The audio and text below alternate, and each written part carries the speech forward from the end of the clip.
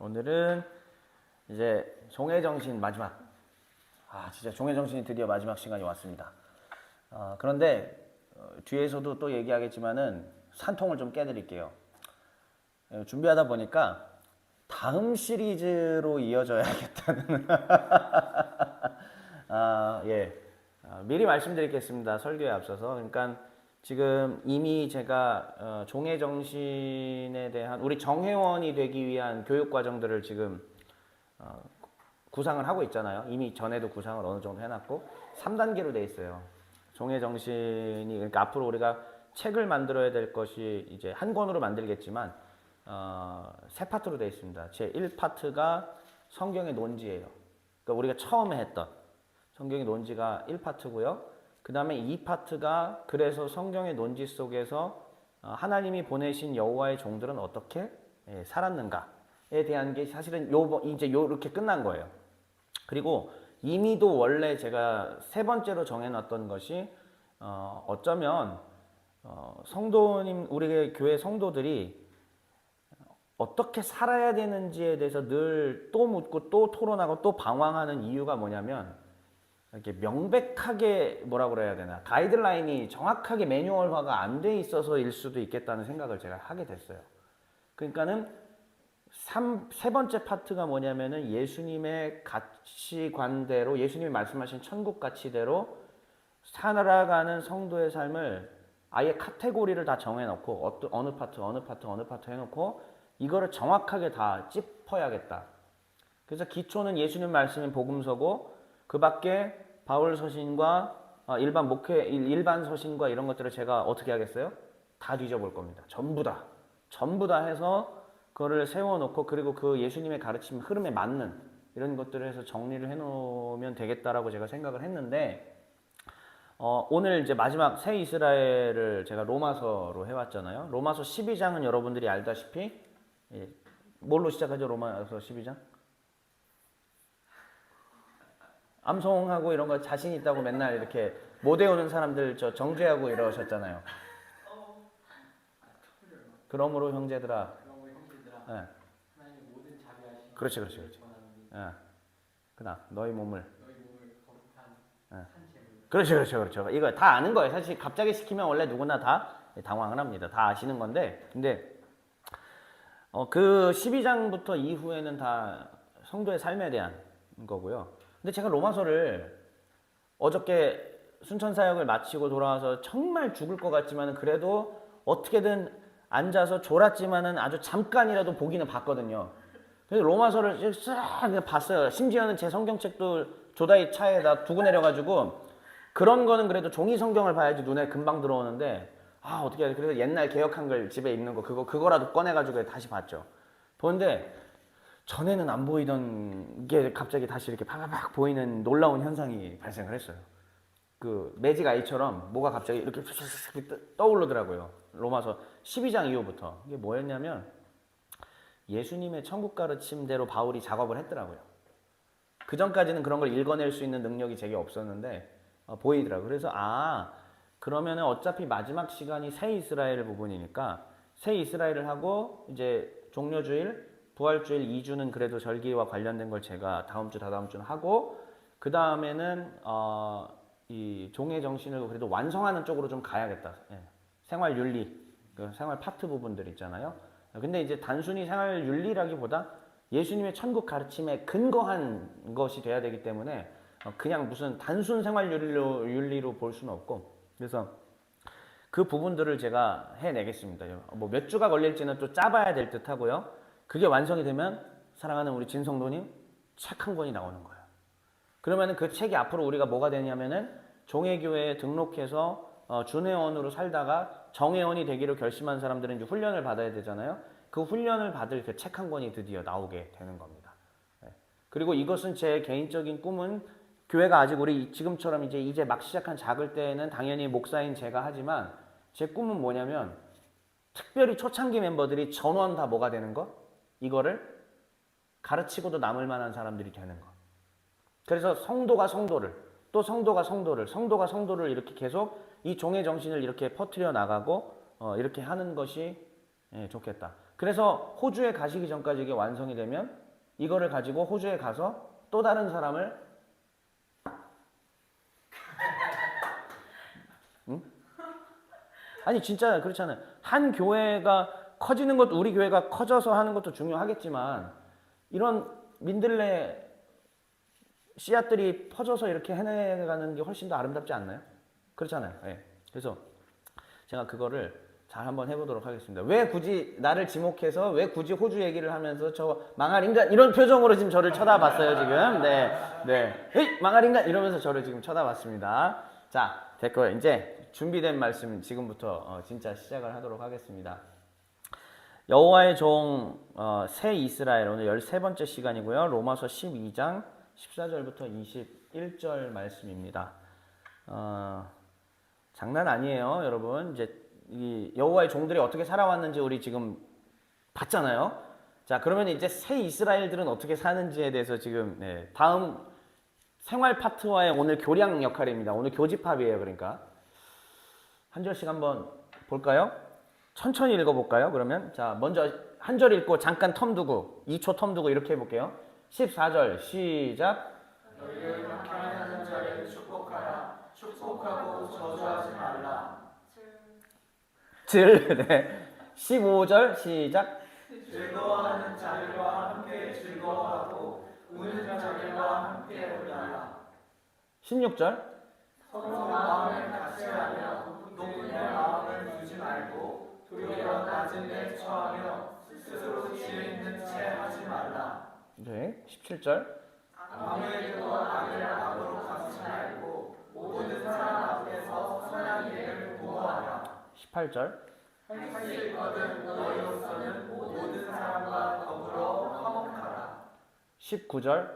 내 사랑하는 자들아, 너희가 친히 원수를 갚지 말고 하나님의 진노하심에 맡기라.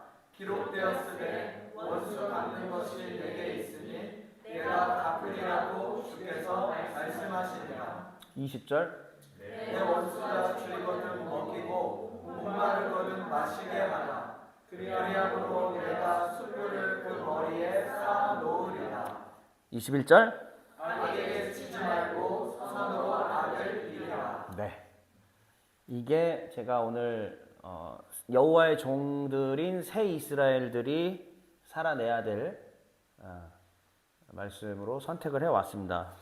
벌써부터 표정이 일그러지시면 어떡해요? 자, 복습인데요. 시간 관계상 복습 뭐 많이 할 것도 없고 그냥 우리 이미 다 벌써 몇 달 동안 석 달 가까이 살펴본 거니까 여호와의 종의 부류, 구약에 있었던 사람들이 있었고 신약에 있었던 사람이 있었고 개인이 있었고 또 집단이 있었고 그 다음에 제일 큰 덩어리로는 구약에서는 제일 큰 덩어리 이스라엘이라는 국가.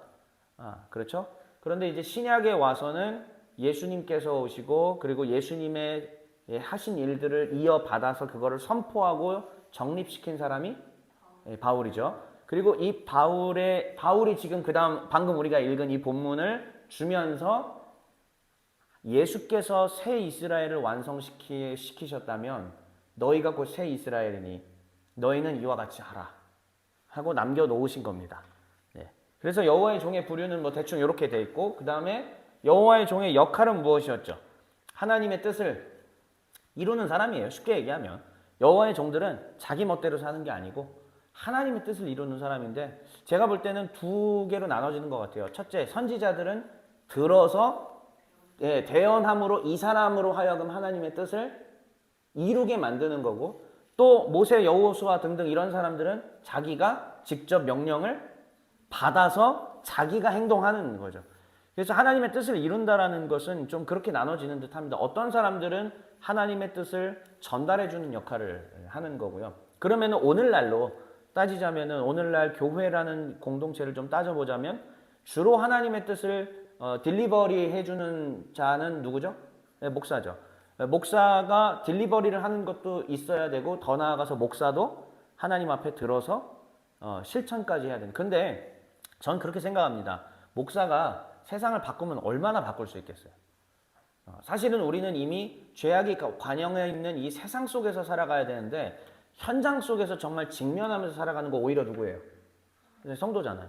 돈에 대한 유혹, 명예에 대한 유혹, 그 밖에 범죄에 대한 유혹들도 이 온실 속에 갇혀 있는 목사들보다는 아무래도 실전에서 살아가고 있는 성도들이 훨씬 중. 그러면 하나님의 뜻을 이루는 실체들은 누구인가? 오히려 그 여호와의 종들은 누구인가? 저는 성도라고 생각해요. 그래서 오래전에 수십 년 전에 고 은보 오카는 목사님께서 평신도를 깨우며 평신도 위주의 제자 훈련들 이렇게 할 수 있도록, 그래서 평신도 중심의 교회가 되도록 목소리를 높이셨던 것이고, 그게 우리나라의 또 전체적인 교회 방향에 수십 년을 이끌어 왔습니다. 안타깝게도 그 정신을 계승하는 좋은 분들이 있고 또 그렇지 못하는 분들도 여전히 있는 것이고요. 자, 그렇다면 여호와의 종의 역할이 그렇다면 특징은 뭐였었는가? 기억하시죠? 일단은 여호와의 종들은 체험이 있습니다. 무슨 체험? 하나님 살아계심을 개인적으로 체험하는 게 있어요. 그렇기 때문에 하나님이 살아있는 것을 경험했기 때문에 하나님 앞에서 함부로 산다, 못 산다? 못 살아요. 여호와의 종들은 그런 겁니다. 어쩌면 우리가 맘대로 교회를 다니지만 맘대로 사는 사람들이 있다면 아직 그 사람은 여호와의 종이 못된 거예요. 그 사람에게도 우리는 계속 권면해서 주의 종이 되게끔 이끌어줘야 됩니다. 주의 종들은 어떻게 합니까? 고난이 와도 뭐를 배격하며? 혹시 외우고 있나 볼까요? 고난이 와도 뭐를 배격하며? 땡땡주의. 아니야. 나 이거 2번이나 얘기했었어요. 아니야. 기억, 히읗. 그렇죠. 네. 감사합니다. 네네. 고난이 와도 기회주의를 배격하며, 그리고 무엇을 따라서? 시류를 안 따르죠. 그렇죠. 시류에 영합하지 않고 뭐를 따라서? 정도는 마지막이야. 정도는 마지막이야. 그러니까 뭐를 따라서? 하나님의 큰 뜻, 그렇죠. 맞습니다. 대의를 따라서 정도, 묵묵히 자기의 길을 간다라고 말씀드렸었죠. 그러니까는 여호와의 종들의 특징은 이런 사람들이에요. 일단 고난 앞에서도 안 힘든다가 아니고, 고난이 와도 가야 될 길이라면 그냥 간다는 뜻입니다. 가야 될 길 가운데 손해가 찾아와도 어떻게 한다? 가는 거예요. 시련이 찾아와도 가는 겁니다. 왜? 경험이 있잖아요. 살아계신 하나님에 대한 경험. 그 위대하신 우리 하나님의 영광스러움 앞에 영광스러운 체험이 있기 때문에 도저히 말을 안 들을 수가 없습니다. 그게 여호와의 종이었다라는 것이었고요. 그 다음에 지난 시간에 했던 바울의 깨달음 복습인데, 바울은 크게 이제 3가지를 깨달았다고 했죠. 다메섹 도상에서 부활하신 예수님을 만난 이후에 이 사람이 14년 동안의 준비 기간을 가졌다고 했잖아요. 준비 기간을 가지는 동안에 이 사람이 정립하고 깨달아간 게 뭐였냐? 첫 번째는 뭐에 대한 이해? 네, 예수님의 읽어주세요. 사실 첫 번째는요? 좋습니다. 예수님에 대한 이해가 됐고, 그 다음 2번째는요? 아니, 2번째. 네, 율법에 대한 이해가 있었고, 그 다음 3번째는? 크게 카테고리가 이 3가지예요. 예수님이 일단은 어떤 존재인지를 바울이 정립을 해요. 복음서는 바울의 편지 훨씬 이후에 기록된 거예요. 우리가 알고 있는 마태복음 같은 이런 복음서는요, 바울 이후예요. 그러니까 사실상 바울이 진짜 제일 먼저 하신 분이라고 봐도 무방해요. 그 정도로. 예수님 십자가 지시고 승천 이후에 예수님이 메시아라는 거, 예수님이 하나님이시라는 것을 정립시켜놓은 진짜 중요한 장본인이 누구냐면은 바울이었던 거죠. 자, 그래서 이제 부활의 열매, 교회의 머리 다 아시는 거니까. 율법에 대한 이해도 바울이 이제 재정립을 시켜놨죠. 율법은 악한 것이 아니고 기능이 있었습니다. 율법의 기능은 뭐죠?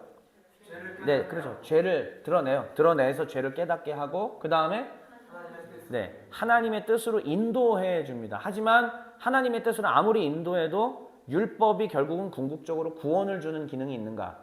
없어요. 율법으로는, 그러니까 여기서 말하는 제가 말하는 구원은 율법이 죄를 사하는 기능이 있는가? 없어요. 죄를 수면 위로 드러내주는 것까지. 그래서 하나님의 뜻, 하나님을 찾게 만드는 것까지예요. 그런데 그래도 이 율법대로 가다 보면은, 율법의 본래의 아름다웠던 정신대로 가다 보면 그 끝에 누가 계시다? 예, 제가 그래서 지난주에 이렇게 표현했죠. 율법의 끝에는 예수께서 계신 것이고, 그 끝에 만나는 예수 그리스도로 말미암아 우리는 비로소 죄사함의 은총을 얻게 되고 성령의 선물을 받게 되는 것이었습니다. 그래서 바울이 이것을 기초로 이스라엘의 개념마저도 바꿔줬죠. 이스라엘은 어떤 것이냐? 예수님이 왕이 되시는 나라다. 그런데 여기서 말하는 예수님이 왕이 되시는 나라라는 것은 뭐냐? 이제는 더 이상 유다 지파의 혈통으로 혈통으로 이루어지는 이스라엘이 아니고 예수 그리스도로 말미암아 죄 사함을 입은 사람들이라면 메대인도, 바데인도, 바사인도, 엘람인도 그 누구도 가리지 않고 한국인도, 일본인도, 중국인도, 러시아인도 가리지 않고 뭐가 되게 한다? 예수님을 왕으로 모시는 이스라엘이 되게 하신다라는 얘기. 이거를 제가 지난주에 말씀드렸어요. 그래서 오늘 시간은 바로 예수께서 완성시켜 놓으신 이 새 이스라엘을 전하면서 그리고 그 새 이스라엘이 어떻게 살아야 되는지에 대해서 증거하면서 제가 정리하겠다고 분명히 지난주에 이미 예고를 했고요. 그래서 오늘은 그 이야기를 하면서 최종 정리를 해볼게요. 그래서 오늘은 세 가지 딱 새 이스라엘이 뭐냐를 주목하시면 되고요. 그 다음에 두 번째는 소리내서 읽어볼까요? 시작. 새 이스라엘이 여호와의 종으로 사는 길. 네, 새 이스라엘은 이미 죄사함 받은 자들은 맞습니다. 죄사함 받고 예수의 복음으로 예수의 십자가로 구원받은 사람이라는 것은 맞기는 한데 중요한 것은 내가 예수 그리스도로 말미암아 죄사함을 받은 것이 확실을 하려면 이게 아직까지는 자기 감각일 수 있어요. 자기 감정일 수 있어요. 내가 구원받았다라는 게.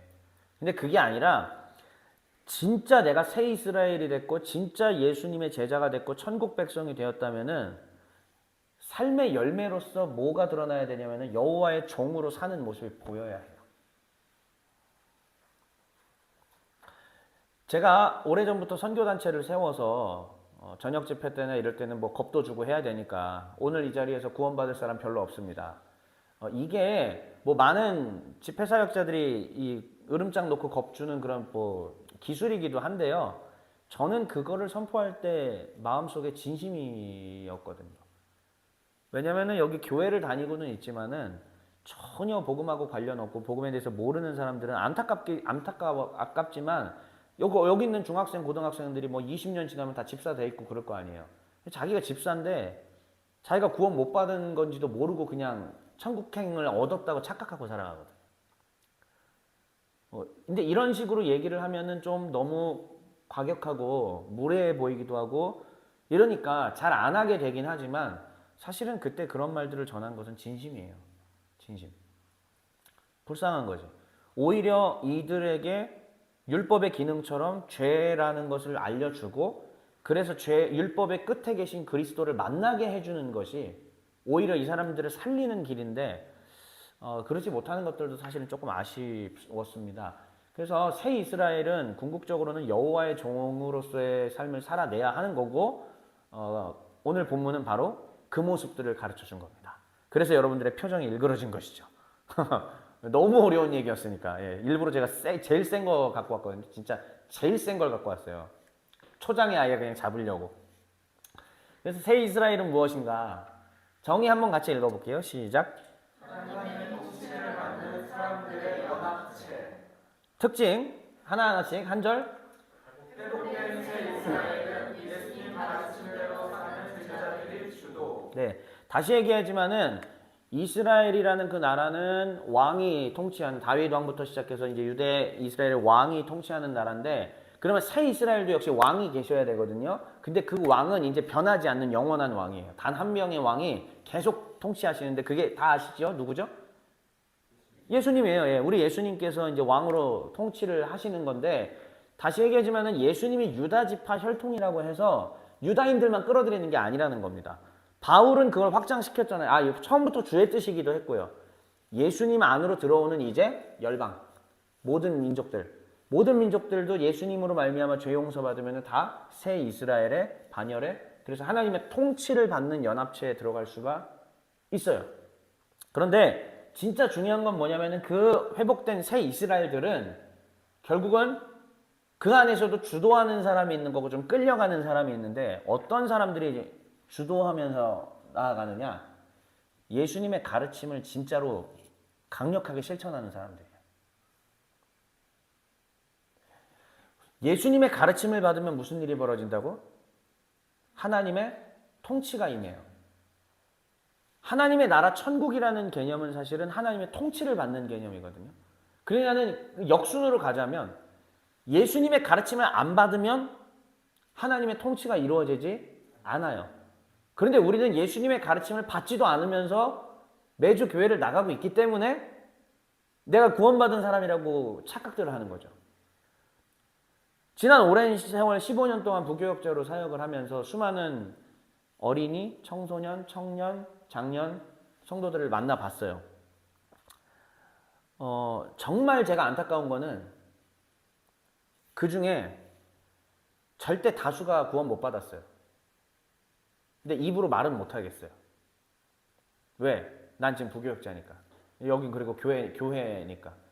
적어도 교회를 다니는 사람은 본인들이 다 천국 백성, 구원받은 천국 가는 사람이라고 생각을 할 텐데 전혀 아니거든요. 제가 성경 말씀을 하나님 앞에서 더 깊이 보면 볼수록 깨달으면 깨달을수록 이거 아니라는 게 너무 명백한데 이 사람들은 지금 자신들이 천국에 간다고 지금 착각들을 하고 있다는 거죠. 죽어서 천국 간다고 착각하는 거죠. 근데 이미 이 땅에 사는 동안에 하나님의 통치를 받지 않는 이상 이 사람들이 죽어서 천국 간다는 보장을 못 해요. 땅에 사는 동안에 하나님의 통치를 받지도 않았던 사람이 죽어서 어떻게 하나님의 통치를, 그러니까 예수님의 죄사함이라는 게 그렇게 아무런 연관성이 없어야 되는가라는 말이죠. 예수님의 십자가 보혈로 죄사함을 받은 것과 내가 막 사는 거, 이것과 관계없이 사는 게 연결성이 없어지는 거잖아요. 근데 우리는 이 연결성이 없는 신앙 패턴으로 너무 오랫동안 살아왔죠. 근데 다시 한번 제가 정리해 드립니다. 이제 이 종의 정신을 마무리 지으면서 어떤 게 바로 새 이스라엘이냐면은 하나님의 통치를 받는 게 새 이스라엘인 거예요. 그럼 하나님의 통치를 받으려면은 뭐를 이해하고 다스려야 되느냐? 예수님의 가르침을 이해하고 그 다스림을 받아야 돼요. 그러니까는 결국은 예수님의 가르침을 받는 진짜 제자들로 하여금 말씀을 계속 배우고 곱씹고 묵상하고 날마다 매주마다 그 통치를 받아가는 사람들이 사실은 이 땅에서 계속 구원을 이루어가는 사람들이다 라고 보시면 됩니다. 쉽지가 않죠. 그래서 제가 사실은 이번 순천에 다녀오면서 이 그림들을 아까 그 그림이에요.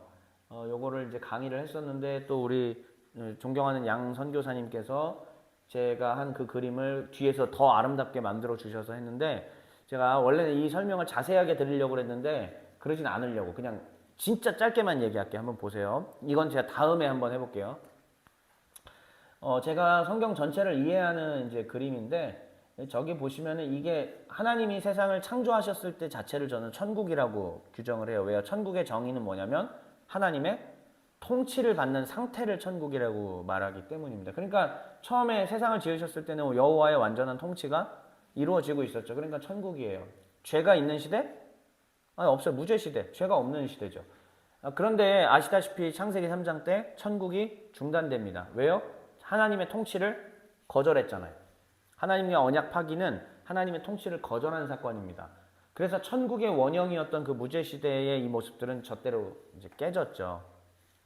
그리고 다 아시다시피 구약시대라는 것이 결국은 뭐냐면 예수님이 오시기 전까지의 구약시대의 의미는 뭐냐면 천국을 회복시키는 걸 준비하는 기간입니다. 그러면은 제가 말씀드렸던 여호와의 종들은 다 어디를 향하여 갔던 사람들? 저 종말이라고 하는 저 시점을 향하는 사람들이었던 거예요. 저걸 준비했던 사람들이 다윗이고 모세고 여호수아고 선지자들이고 성전 직무자이고 또 이스라엘 국가고 다 그런 역할을 했던 거죠. 그리고 이제 종말이 임한 이후부터는 더 이상은 천국이 뭐 변동이 없는 어떤 나라, 완성된 나라가 펼쳐지는데 이제 양성 교사님한테 참 고마운 게 이걸 단계별로 다 만들어 주셨어요. 너무 고마워요. 자 보세요. 오, 저 사람이 종말을 딱 쳐다보고 있네요. 그런데 저 종말이라는 것은 대체 이제 무엇인가 얘기했을 때 이렇게 제가 강의를 할 때 이 종말을 줌인해서 이렇게 넓혀서 설명을 했거든요. 우리는 하나님 앞에서는 종말이라는 시점인데 자 보세요. 그러니까 예수님의 십자가 사건과 예수님의 재림 사건 있죠. 하나님 앞에서는 이게 뭐다? 한 점이에요. 그러니까 예수님의 십자가 사건은 그냥 하나님께는 단회적인 하나의 사건밖에 안 되는 거죠. 재림도 사실 이미 여기에 다 들어있는 거예요. 그런데 우리 인간에게는 이게 어떻게 되느냐? 이거를 쭉 늘려서 종말이라는 시점이 시작과 끝으로 지금 2023년째 진행되고 있다는 뜻이죠. 이런 개념이에요. 그리고 요게 이렇게 되는 이 시점, 다 정확하게 얘가 예수님의 오심, 그리고 여기는 예수님의 십자가의 죽음과 부활, 그리고 지금 역사가 진행되고 있다. 예수님 재림 때까지. 그렇게 가고 있습니다. 그러니까 지금 저기서 보시는 나머지는 저 나중에 다른 주제 할 때 제가 이 그림으로 다시 설명하고요. 파란색 부분 있잖아요. 파란색 부분에 글씨가 좀 작기는 하지만은 뭐라고 써 있죠? 예수복음 시작. 예수복음 들고 구원받는 시대. 네, 저 예수복음 듣고 구원받는 시대라고 써놨지 않습니까? 그러니까는 저기 예수님의 십자가 이후로의 신약 성도들을 가리켜서 새 이스라엘이라고 부르는 거예요. 그러니까 하나님의 통치를 받아야 되는데 통치를 받기 위해서는 예수님의 가르침을 이해해야 되고 결국은 예수님의 가르침을 뭐라고 얘기하는 거냐면 예수님의 복음인 거예요, 이게. 그러니까 이거를 듣고 구원을 받아야 되는 시대가 바로 지금 우리 시대고 우리는 이것들을 계속 들려주고 가르쳐주고 어떤 사람은 전해주는 역할이라면 또 아까 여호와의 종이 뭘 한댔죠? 어떤 사람은 또 자기가 직접 행동을 통해서 그걸 증명해내야 됩니다. 그러니까는 우리 모든 성도는 전해주는 일과 동시에 모두 해야 된다. 자기가 그 모습을 살아내야 되는 거예요. 네.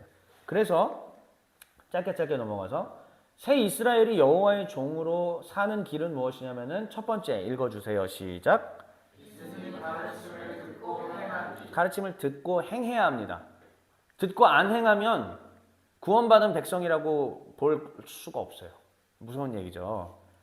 그러면은 예수님의 가르침이 도대체 무엇인가? 예수님의 가르침의 핵심은 이제 1번, 2번이 있잖아요. 1번, 2번 한번 읽어볼게요. 첫 번째 건 뭐죠? 네, 2번 안 읽겠습니다. 자, 천국 입성 조건을 기억하라라고 말씀을 하고 있는데 그 천국 입성 조건을 제가 이번 순천에서 강의할 때 팔복 강의할 때 굉장히 반복을 많이 했거든요. 팔복 중에서 지금 제 1, 2, 3복만 제가 기록을 해왔잖아요. 네, 이게 바로 천국의 입성 조건이라는 겁니다. 하나씩 볼까요? 첫 번째 시작.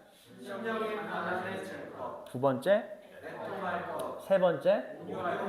아주 자세한 설명은 이제 이후로 성도의 삶의 파트에서 제가 이제 더 해드리겠지만은 오늘은 그냥 맛보기만. 심령이 가난하다, 애통하다, 온유하다 저건 전부 이사야 61장 1, 2절의 말씀에서 인용된 부분들이에요. 그러면 이사야 그 61장의 말씀이 결국 뭐냐? 주님의 영이 임하시면은 어떤 일이 벌어지는가? 가난한 자에게 복음이 전파되고 눌린 자, 눈먼 자, 포로된 자들이 어떻게 된다? 예, 자유케 되고 해방된다. 이 말씀이 지금 응하여졌다라는 게 지금 팔복 이 말씀이에요. 그러면 심령이 가난하다. 이 말은 뭐냐면 자기가 가진 게 아무것도 없기 때문에 하나님한테 밥 달라고 구걸해야 되는 상황입니다. 애통하다라는 것은 무엇이냐? 천국을 침노에 들어가는 이 악한 세력들에 의해서 자기 걸 다 뺏겼기 때문에 슬퍼하며 애통할 수밖에 없는 사람이고요. 그리고 여기 지금 그 자리에 오셨던 분들이 계신데 어제 제 그 순천 사경회 때 온유하다라는 건 뭐냐면은 착하고 이런 걸 뭐 부드러운 걸 온유라고 생각하잖아요. 근데 온유가 맞는데 그 왜 온유해졌냐면 다 뺏겨서 자기가 아무 힘이 없기 때문에 강제로 온유해진 거예요. 예수님께서 말씀하신 팔복의 핵심이 이겁니다. 즉 이거는 이사야 61장의 말씀에서 온 것이고 그러면 이미 1절, 2절, 1복, 2복, 3복만 보더라도 천국의 입성 조건은 오직 하나예요. 자기는 다 뺏기고 아무것도 없어서 하나님한테 구걸하는 상태. 이게 천국의 입성 조건입니다. 나 배고파요. 밥 주세요. 나 당신이 밥 주지 않고 당신이 월급 주지 않으면 난 아예 살 수가 없습니다. 내 목숨줄을 갖고 계시는 분이십니다. 절대적으로 내가 하나님 당신만 의존합니다. 도와주십시오. 이게 바로 천국에 입성할 수 있는 상태라는 말씀입니다. 그러면서 예수님께서 그 이후에 천국에 입성한 이 가난한 자들이 어떻게 삶을 살아야 되느냐? 긍휼히 여기는 자는 복이 있나니 긍휼히 여김을 받게 될 것이요. 화평케 하는 자는 복이 있나니 그 다음에 마지막으로 의를 위하여 끝까지 천국을 침노에 들어오는 악한 세력들의 공격을 받음에도 불구하고 제8복, 8번째 복 의를 그럼에도 불구하고 의를 위하여 박해를 받으면 복이 있나니 지극히 행복하니 천국이 너희 것 그런 바로 그렇게 한 네 것이다 라는 게 주님의 선언이셨잖아요. 그러니까 천국의 입성 조건은 무엇이냐? 자기 소유권을 다 들여서 완전히 하나님을 의존하는 상태예요. 그리고 그 의존하는 사람에게 또한 주신 명령이 뭐냐면 긍휼히 여기고 자비롭게 하고 화평하게 하고 할 수 있거든 화목하게 하고 박해를 받으라는 얘기까지 가는 게 천국 입성 조건이고 그렇게 사는 사람이죠. 그러면 천국 입성 조건, 제가 방금 말씀드린 이것들을 기억한 결과가 과연 무엇일까요? 그 기억한 결과가 바로 오늘 본문입니다. 바울이 제시한 바울이 예수님의 것들을 제가 아까 말했죠. 로마서를 보는데 갑자기 안 보였던 것들이 3D로 이렇게 매지가이처럼 빠바박 튀어 올라왔다고요. 다 예수님의 가르침들이 이 안에 있더라고요. 예수님의 산상수훈의 가르침들과 또 복음서에서의 가르침들이 전부 이 12장 이후로 바울이 그걸 이해하고 배치를 한 게 눈에 띄었습니다. 다시 한번 보시죠. 이제 여러분 그러한 천국 가르침을 받는 사람은 어떻게 해야 되는가? 12절 한번 읽어볼까요? 시작.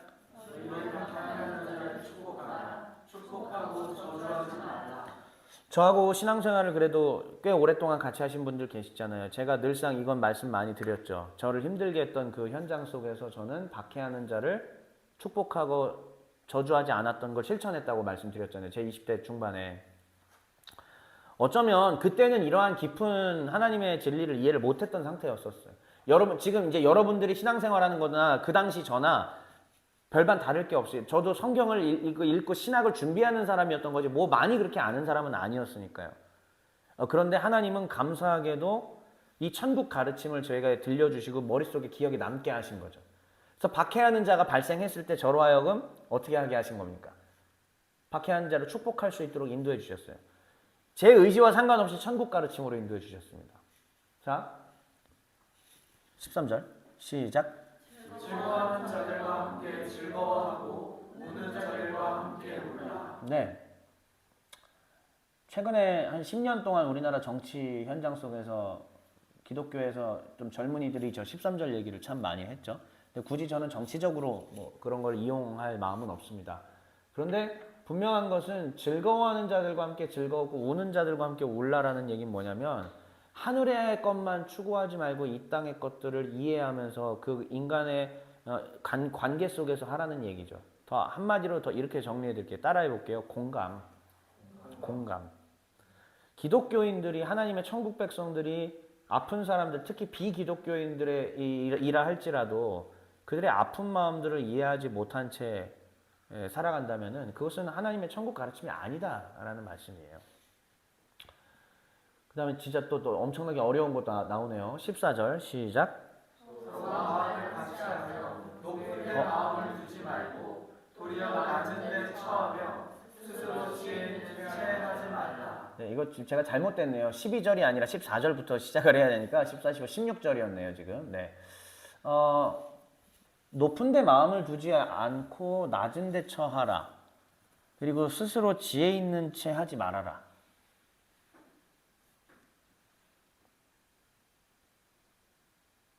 글쎄요, 굳이 설교가 필요합니까 이게 지금? 다시 마음을 같이 하고 높은 데 마음을 두지 말고 낮은 데 처하며. 이거 마태복음 18장 말씀이거든요. 이미 예수님 가르침이에요. 예수님 가르침이 이미 이 안에 다 들어있습니다 지금. 스스로 지혜 있는 척하는 사람들이 교회 내에서 얼마나 많습니까?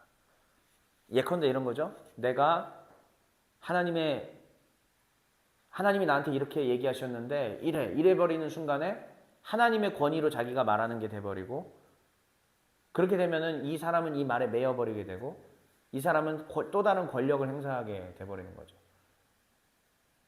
우리 모두도 사실은 하나님의 말씀을 들을 수 있어요. 어떤 사람은 성경에서, 어떤 사람은 또 일상 속에서 다른 사람의 목소리를 통해서 들을 수 있고. 근데 교회 내에서 유독 높아지고 싶은 마음을 가진 사람들이 어떻게 하냐. 스스로는 지혜 있고 난 하나님의 뜻을 분별하기 때문에 난 지혜롭고 이게 하나님 뜻이야라고 강요하는 경우들도 참 많지 않아요? 근데 주로 누가 그래요? 나 같은 사람들.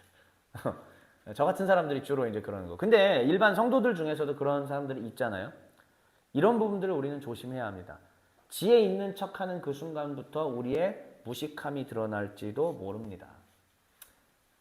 이거는 뭐 이제 앞으로 우리가 토론해 보는 것이 훨씬 더 깊은 그게 될 것 같고 15절과 여기서 말하는 그냥 요대로 할게요. 여기서 말하는 15절 위에 여기서 말하는 12절과 이제 연결이 되잖아요. 악을 갚지 말고 악으로 갚지 말고 선한 일을 도모하라. 그다음 진짜 어려운 거. 맨 아래에 있는 거 한번 읽어볼게요. 시작. 근데 이러기 위해서는 어떻게 해야 되냐면은 높은 데에 마음을 두면 안 돼요. 자기가 지혜 있는 척을 하면 이 일은 일어나지 않습니다. 지혜 있는 사람들끼리 서로 부딪히면 어떻게 될까요? 화목은 무슨 쌈만 나지. 그러니까 어쩌면은 우리 성도들이 지금 여기 종회교회 오신 분들은 대부분 안 그러시잖아요. 우리 여기 지금 제가 잘 알잖아요. 여러분들하고는 사실 해당 사항이 없는데 왜 그렇게 교회 안에는 높아지고 지혜 있는 척하는 사람들이 많을까? 더불어 화목하고 싶으면은 그 높아지면은 일단은 안 되는 거고 자기의 마음 컨트롤을 할 수 있어야 된다라는 얘기까지 또 드리겠습니다. 다음 장이요. 제가 넘겨야죠. 네. 자, 그래서 또 여기를 보시면 자, 저 내 사랑하는 자들아는 지금 19절입니다. 참고로 제가 숫자 바꾸는 걸 못했어요. 제가 자, 내 사랑하는 자들아 너희가 친히 원수를 갚지 말고 하나님의 진노하심에 맡기라. 기록되었으되 원수 갚는 것이 내게 있으니 내가 갚으리라고 주께서 말씀하시니라. 보면 이제 하나님께서 천국 백성들에게 삶의 가이드를 주신 건데 원수 있어요 없어요 우리 살면서? 있죠. 네, 원수 있잖아요. 근데 친히 원수를 갚는 것은 넌 크리스천이라고 얘기하십니다. 친히 원수 갚지 말라. 근데 왜 이렇게 우리는 가서 갚아줘야 된다는 사람이 많은지 모르겠어요. 물론 갚아줘야 된다. 그러니까 꿀밤이라도 내가 직접 때려야 분이 풀린다라고 얘기하는 사람들이 다 구원 못 받았다는 건 아니에요. 그들도 역시 그리스도의 죄사함을 받은 백성들일 겁니다. 그런데 하나님의 통치는 못 받고 있는 상태인 거예요. 불쌍하죠.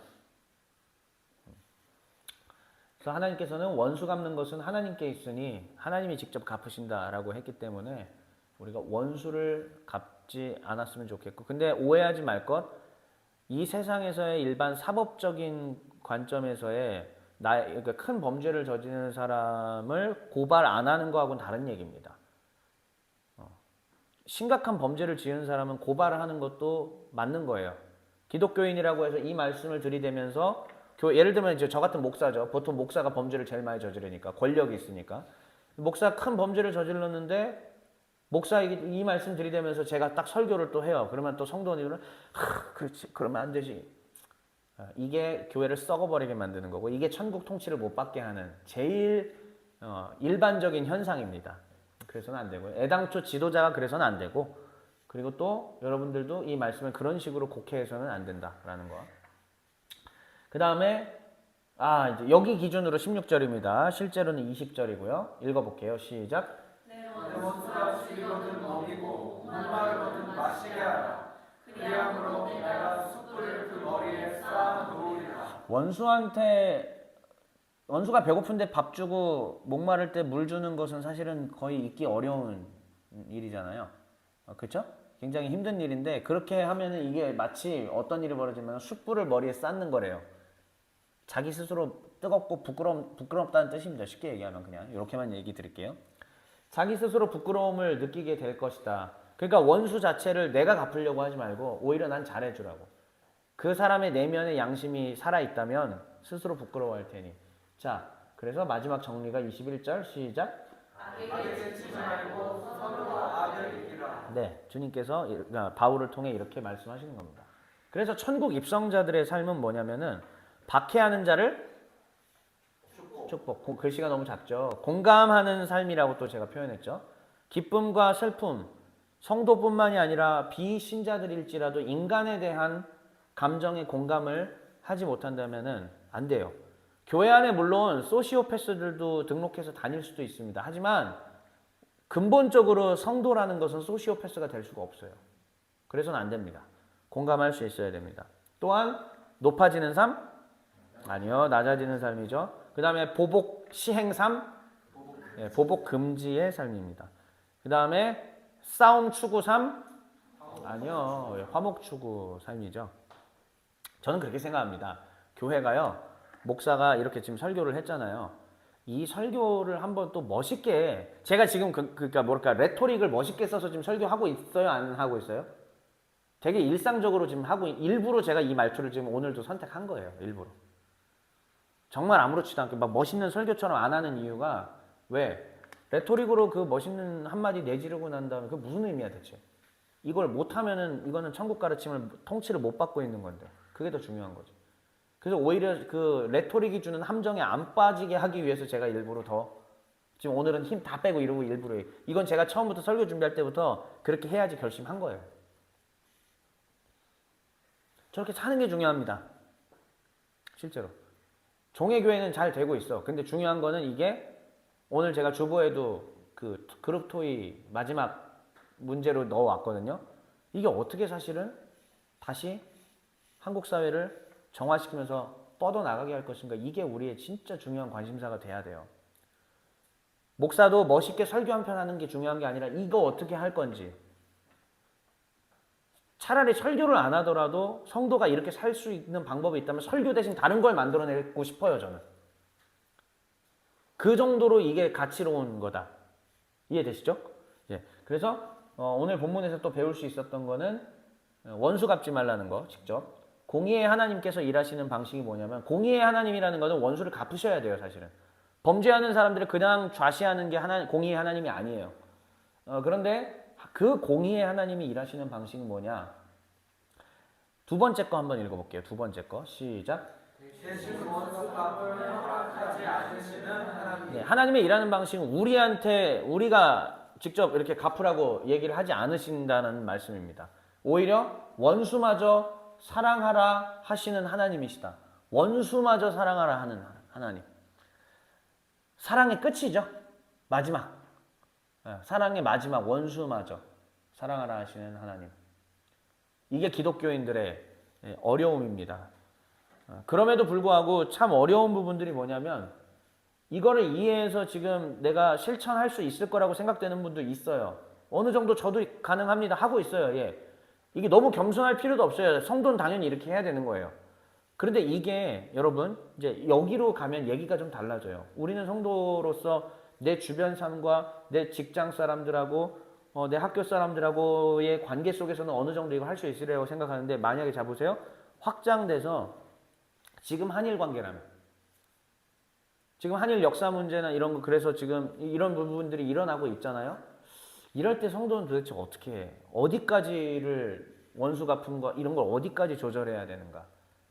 요 부분들은 말 그대로 정답은 없어요. 정답이 없고 오히려 크리스천들이 이걸 전제한 상태에서의 토론과 그리고 토론하면서도 지혜 있는 채 하지 않을 수 있어야 되는 것. 네. 자기가 높은 데 올라가서 남을 짓누르려고 하지 않으면서도 하는 것들을 우리는 교회라는 현장 속에서 배워야 합니다. 토론할 때도 자기의 멋대로 그냥 자기만 막 이렇게 몰아붙이는 사람들 있잖아요. 그 자체가 이미 자기는 천국 통치를 안 받고 있다는 증거거든요. 오늘 진짜 힘 빼고 설교하기로 작정을 하긴 했는데 오히려 더 뼈를 때리는 것 같은 무게감이 좀 저한테 느껴집니다. 그래서 오늘 마지막이에요. 그래서 21세기의 여호와의 종들, 새 이스라엘입니다. 이 사람들이. 21세기의 새 이스라엘 여호와의 종들은 어떻게 살아야 하나? 예수님하고 바울이 알려준 성도의 본분이 있습니다. 그대로 살면 돼요. 괄호 안에 있는 것까지 해서 첫 번째 읽어볼게요. 시작. 로 살아야 한다. 하나님을 전적으로 의지하는 가난한 상태로 살아야 한다. 이것부터가 벌써 거대한 도전을 우리에게 주는 겁니다. 그다음 두 번째도 한번 읽어볼게요. 시작.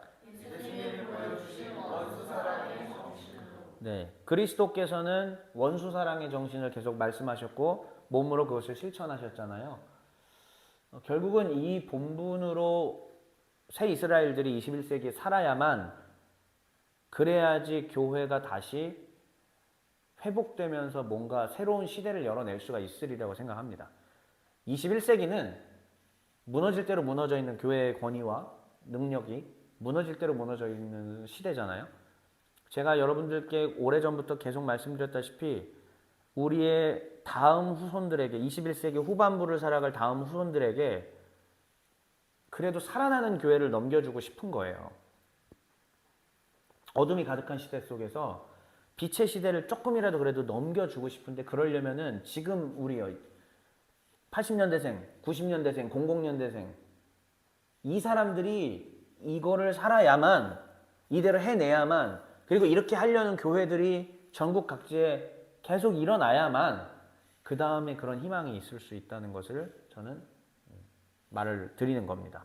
그래서 앞으로의 그 자세한 내용은 이제 부활주일 이후에 성도의 삶이라는 파트로 제가 정해서 이 로마서부터 시작해서 그다음에 예수님의 마태복음 8복부터 다시 다 해볼게요. 제가 다 정리하고, 그래서 그게 진짜 예수님을 따르는 가르침이란 뭔가, 말은 성도의 삶이란 파트로 했지만 더 큰 개념이에요. 천국의 가르침은 무엇인가라는 파트로 제가 순천에서 했던 거를 더 확장해서 여러분들하고 자세하게 좀 나누도록 하겠습니다. 이제 마무리 짓겠습니다. 우리는 성경 인물들을 모세부터 시작해서 지금 새 이스라엘까지 살피면서 종의 정신이 무엇인지를 깨닫게 되었습니다. 저도 하다 보니까 드디어 깨달았어요. 종의 정신이 무엇인가? 그리스도의 천국 가르침을 따르는 게 종의 정신이었더라고요. 그 그리스도의 천국 가르침 안에 이미 모든 종의 정신의 요소들이 다 들어있었어요. 그래서 저는 그것을 먼저 하나님 앞에 그래도 감사하게 깨달았고, 이제 사랑하는 우리 가족 여러분들과 함께 나누면서 갈 거예요. 그리고 이거를 우리 시대로 퍼져나가게 하는 것까지 감당해 나갈 것입니다. 바라옵기는 저와 여러분 모두가 그렇게 좀 잘 해냈으면 참 좋겠습니다. 아멘.